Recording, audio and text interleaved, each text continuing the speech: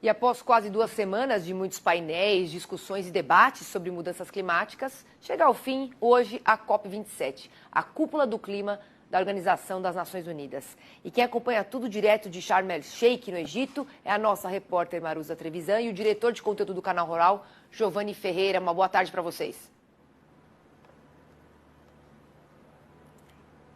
Oi, Priscila, boa tarde para você, boa tarde a todos que nos acompanham ao vivo no Mercado e Companhia. Olha, a COP27 que está sendo realizada aqui no Egito finalizou com alguns entraves ainda, com algumas negociações travadas em alguns pontos.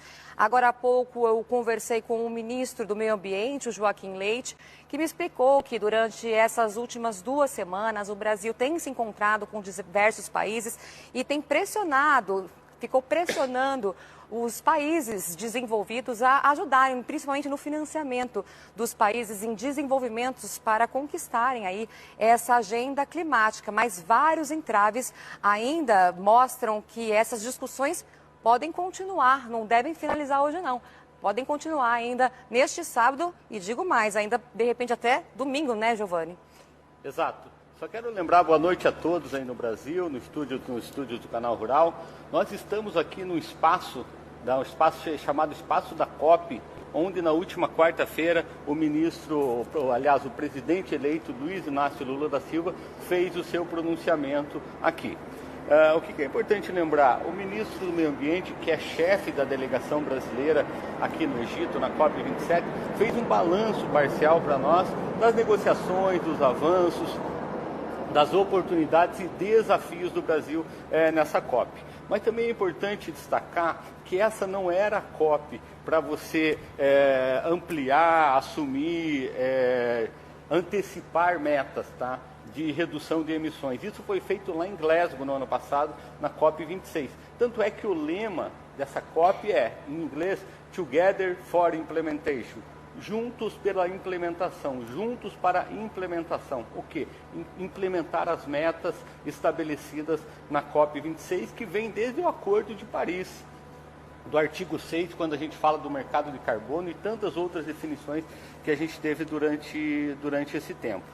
E o ministro nos disse, vocês vão acompanhar daqui a pouco a entrevista dele, abre aspas, infelizmente não chegamos a um resultado esperado em relação ao financiamento climático. Ou seja, esse continua sendo o grande gargalo. O ministro está se referindo ao recurso prometido pelos países desenvolvidos, pelos países ricos, industrializados, que também são os maiores poluidores, aos países em desenvolvimento para financiar as ações para a redução das emissões, para financiar as ações de combate aos efeitos colaterais das mudanças climáticas. Mas vamos acompanhar essa entrevista exclusiva que o ministro, chefe da delegação brasileira aqui em Glasgow, deu ao Canal Rural ainda há pouco sobre o balanço.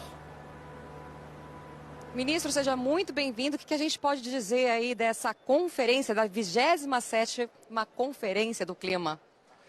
O que nós podemos dizer é que, infelizmente, ainda não chegamos ao resultado esperado em relação ao financiamento climático. O Brasil trabalhou articulando com outros países, pressionar os países desenvolvidos, industrializados e grandes poluidores a não só se comprometer, como já fizeram alguns anos atrás, mas efetivamente destinar recursos de forma eficiente e em volumes relevantes para os países em desenvolvimento, como o Brasil, e principalmente os países mais frágeis, perdas e danos. E até agora, até o momento, não tem notícia, não temos notícia que vai sair o fundo de perdas e danos que o Brasil pressionou, junto com o G77 mais China, para que saísse. Esse é um desafio que ainda está de pé, infelizmente parece que não vai sair. A negociação realizada pelo Egito também não teve uma boa condução para conseguir articular com os países, para pressionar de forma conjunta os países envolvidos. Então, em relação ao financiamento de clima, eu acho que a reunião, mais uma vez, não chegou ao resultado esperado. O que a gente quis trazer aqui é um Brasil não dos compromissos, mas da ação real. E o produtor rural, nós instalamos, em 4 anos, foram instaladas uma Itaipu de energia solar. E muitas dessas áreas estão com os produtores rurais. Então, a gente trouxe para cá esse gigantesco potencial dessas 3 fontes. E daqui para frente, antes da gente encerrar, ministro, como é que o Brasil tem que fazer, então, para chegar e cumprir efetivamente o Acordo de Paris? Então, O que nós temos que fazer? Primeiro, o mercado de carbono. O mercado de carbono vai acelerar projetos verdes, de todo tipo, que da indústria à agricultura de baixa emissão, a energias renováveis. Isso é bastante importante. Energias renováveis no Brasil, nós temos uma oportunidade de eólica offshore, que são as eólicas no mar, 700 gigawatts, que é um volume bastante relevante, mas o custo ainda é caro.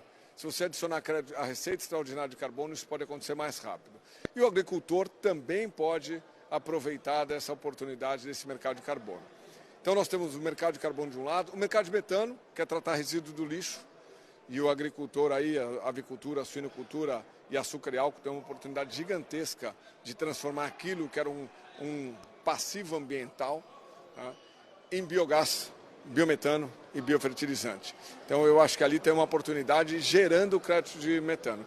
Nós devemos lançar aqui uma proposta, a gente já está preparando aqui, acho que às 3 horas de hoje nós vamos lançar essa estrutura para a criação de um mercado de carbono, só que específico para metano. Então, mesmo os moldes do mercado de carbono, só que para metano, para acelerar esses projetos também, alguns projetos que não têm viabilidade econômica. Se você tem uma receita de metano, você acelera a implementação desses projetos. Então, o Brasil tem uma direção de uma nova economia verde, ligada a energias renováveis, ligada a crédito de carbono. Eu acho que essa é uma grande oportunidade. E existe uma série, então, de políticas públicas, né, para tornar a produção mais sustentável. Muito obrigada, ministro. Obrigado a todos. Olha, e foi justamente sobre esse entrave nas negociações que tem sido o financiamento que o Giovanni conversou durante a COP27 com Daniel Vargas, da FGV Agro. Acompanhe um trechinho da reportagem. No passado, o mundo se comprometeu a estabelecer metas, objetivos, ambições para reduzir as emissões. Agora chega a hora de trabalhar e de começar a construir as condições para que essas metas se traduzam em políticas reais. Existem 2 demandas básicas para que uma meta ela se traduza em projetos no chão da realidade. A primeira é financiamento e este também é um dos temas centrais em discussão aqui na COP. E o segundo é tecnologia. Sem isso, é muito difícil imaginar que as políticas de descarbonização e de desenvolvimento vão, de fato, se materializar no mundo nos próximos anos. No Brasil, existe um conjunto de desafios que precisam ser trabalhados de forma ordenada. O primeiro é de capacitação. Muita gente fala de transição verde, mercado de carbono, mensuração, mas na prática, a maior parte dos produtores e das empresas ainda tem dificuldade de entender o que é isso exatamente. Segundo, existe aqui, como no mundo como no Brasil, o desafio do financiamento. Então a gente precisa ter recurso que ajude esse produtor a investir no verde como oportunidade, em vez de tratar apenas a questão climática como um problema. Então a gente pode notar aí nas falas do ministro, do Daniel, que o financiamento climático é a grande chave para destravar uma série de ações para combater as mudanças climáticas. Para vocês entenderem um pouco como é difícil esse consenso, são quase 200 países. É muito difícil o consenso. E, infelizmente, nesse ponto-chave, que é o financiamento climático, a gente sai dessa COP, o mundo sai dessa COP frustrado. Mas o ministro Joaquim Leite também citou ali, vocês acompanharam na entrevista dele, vários pontos aí de avanços do Brasil, do que o Brasil apresentou aqui.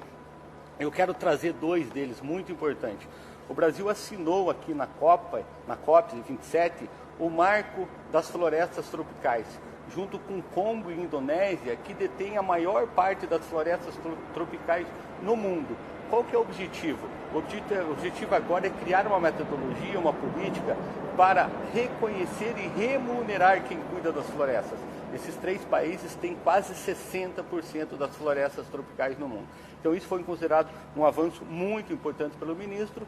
E outro ativo mostrado muito forte pelo Brasil aqui é a geração de energia limpa, energias alternativas. O ministro destacou, o governo brasileiro como um todo destacou muito a questão da energia fotovoltaica. Segundo o ministro, nos últimos 4 anos, o Brasil instalou o equivalente a uma Itaipu de energia solar no Brasil, para tentar demonstrar o potencial que existe. Fala-se muito agora da energia eólica principalmente offshore, que é no mar, pelo potencial que o Brasil tem. Ainda é um ativo, uma matriz muito cara de investimento.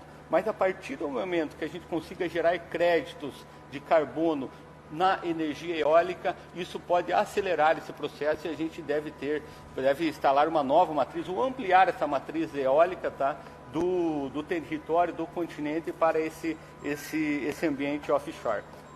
Gente, nós ficamos por aqui.